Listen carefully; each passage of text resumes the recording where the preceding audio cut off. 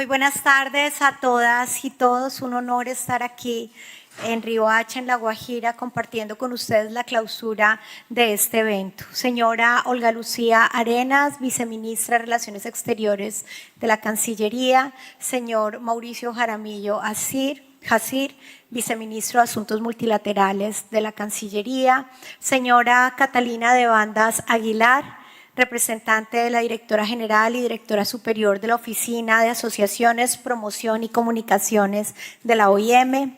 Señor Andrés Segura, representante del Mecanismo de las Alcaldías. Señor Alfonso Palacios, representante del Mecanismo del Sector Privado. Señor Estefan Yaquemet, que no lo veo, bueno, representante del Mecanismo de la Sociedad Civil. Señor Secretario Departamental de Gobierno Misael Velázquez Granadillo. Señor Alcalde de Riohacha Genaro Redondo Choles. Y señor Embajador Gustavo Gallón Giraldo, representante en Colombia ante las Naciones Unidas.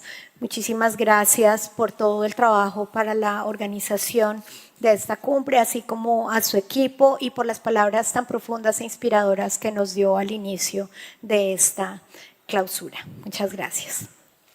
Es un honor para mí dirigirme a ustedes en este acto de clausura de la 15ª cumbre del Foro Mundial sobre Migración y Desarrollo. Durante estos días hemos sido testigas de un intercambio profundo de experiencias, ideas y compromisos que nos recuerdan que la migración, como lo han dicho mis antecesores, no es solo un fenómeno demográfico, sino una fuerza poderosa para el desarrollo humano y sostenible. Este foro nos ha facilitado un diálogo inclusivo entre los estados, la sociedad civil, gobiernos locales, sector privado y diferentes actores clave para avanzar en políticas públicas más humanas, más coherentes y efectivas. Estos esfuerzos son vitales para reconocer que la migración está intrínsecamente ligada al desarrollo, tanto de los países de origen como de los de destino. Hoy quiero recordar especialmente la fuerza en movimiento que representan las mujeres migrantes, así como nuestra necesidad y nuestra obligación de atender diferencialmente a la población migrante, según su género, según su sexo, según su grupo etario, según su condición de discapacidad y las múltiples fortalezas, pero también vulnerabilidades que enfrentan durante la migración. Una mujer migrante venezolana de 32 años que se encontraba en Chocó, acá en Colombia, nos comentaba: no sabemos si quedarnos en Colombia o irnos a Chile. Me preocupan mucho mis hijos, ya están cansados de tanto movernos. Reflejando las largas y continuas travesías que afrontan las mujeres y sus familias, que en la mayoría de los casos son ellas las cuidadoras y responsables de sus hijos. No me detendré en los instrumentos internacionales que nos movilizan y nos muestran el camino que debemos seguir y que ya se han mencionado acá. Quiero hablar de la posición que hemos adoptado las instituciones nacionales de derechos humanos, es decir, las defensorías del pueblo y nuestras instituciones homólogas alrededor del mundo. El pasado marzo, la Alianza Global de Instituciones Nacionales de Derechos Humanos, GANRI, durante el segmento general de la sesión ordinaria del Consejo de Derechos Humanos de las Naciones Unidas, hicimos un llamado a los estados para que continúen cooperando con los mecanismos internacionales de derechos humanos y adopten un enfoque de la migración basado en los derechos humanos y protejan los derechos de todas las personas migrantes sin discriminación alguna. El pasado 30 de abril, en la declaración final de la Asamblea de la Red de Instituciones de Derechos Humanos del Continente Americano, RINCA, llamamos urgentemente a los estados para que asuman su responsabilidad en la protección de las personas en movilidad humana, garanticen procedimientos de asilo, la creación de rutas seguras, la regularización migratoria y la prevención de la apatridia. Respecto de las expulsiones colectivas y los riesgos de devolución, Solicitamos asegurar que la detención de personas migrantes sea una medida excepcional, de último recurso e inclusive inexistente. Solo posible cuando es necesaria y proporcionada a un fin legítimo definido en la ley dentro del marco del debido proceso. Asimismo, la semana pasada, entre el 27 y 28 de agosto, celebramos la 7ª Cumbre de Movilidad Humana y Trata de Personas de la Red de Movilidad Humana y Trata de la Federación Iberoamericana del Ombudsperson, la FIO, que tengo el honor de coordinar.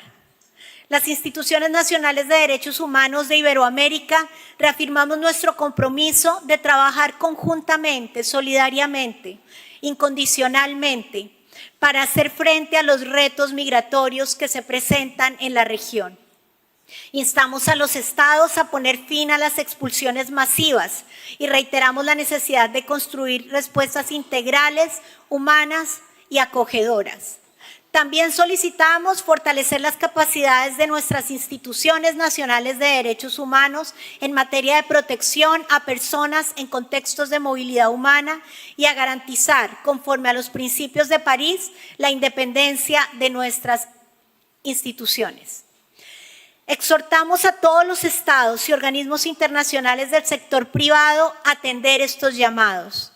La situación se ha agravado. El hecho de ser migrante y de ser perseguido por ese hecho ha aumentado.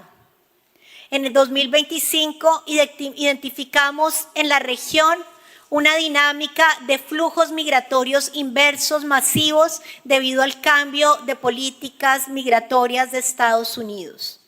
Este fenómeno se caracteriza por la creciente vulnerabilidad de las personas migrantes afectadas por la criminalización, la violencia, la trata de personas y las brechas en los sistemas de protección. Las personas migrantes retornan a Colombia desde Centroamérica y Norteamérica por vías aéreas o marítimas irregulares, especialmente a través de la selva del Darién. La ruta marítima entre Panamá y Colombia ha ganado protagonismo debido al cierre de estaciones migratorias y la militarización de algunas fronteras, lo que expone a riesgos como naufragios, trata, desapariciones, reclutamiento forzado, también por presencia de grupos armados ilegales en las zonas de tránsito.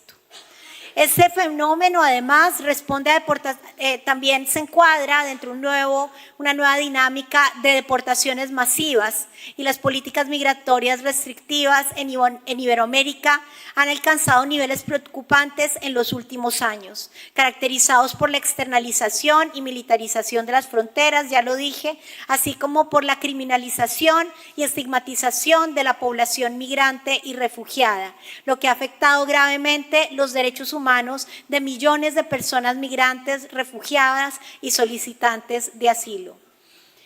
Esto ha agravado especialmente la situación de vulnerabilidad de las familias con niñas, niños y adolescentes, quienes denuncian tratos inadecuados por parte de autoridades migratorias, como violencia y registros ilegales, condiciones precarias de detención indebida, violaciones al debido proceso migratorio y discriminación.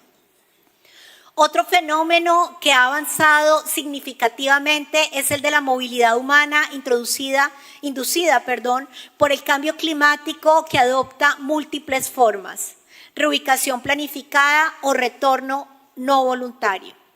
En 2023, según el Centro de Monitoreo de Desplazamiento Interno, América Latina y el Caribe registraron 2.1 millones de nuevos desplazamientos internos por los desastres climáticos.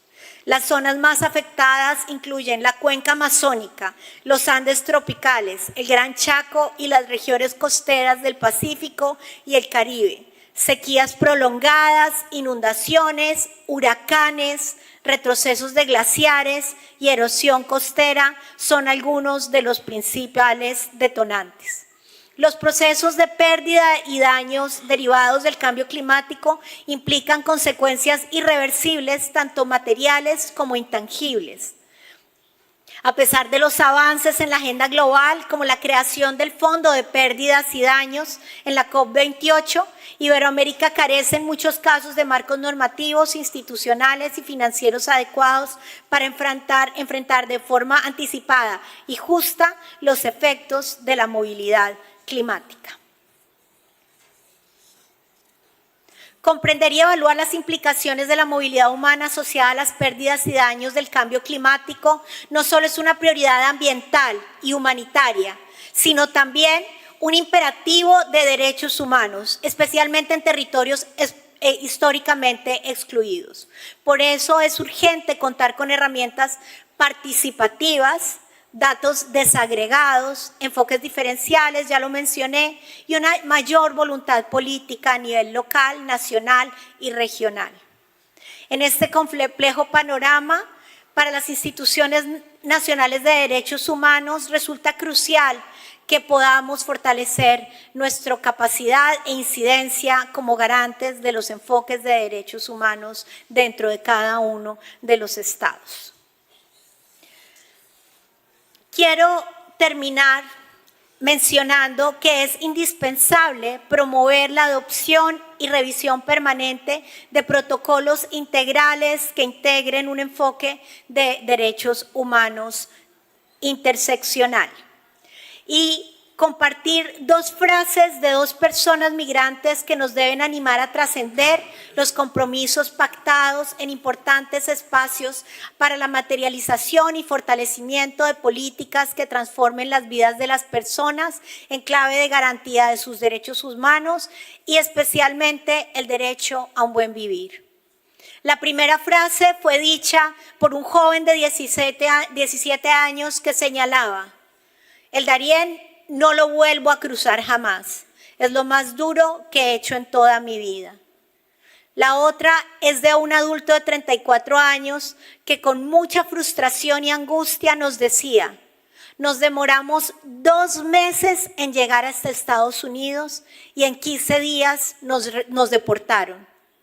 Estas palabras reflejan las grandes tragedias de lo que diariamente viven las personas migrantes y nos hacen un llamado a comprometernos con mayores acciones de las que ya hemos emprendido, comprometidos integral y decididamente en la protección de sus derechos.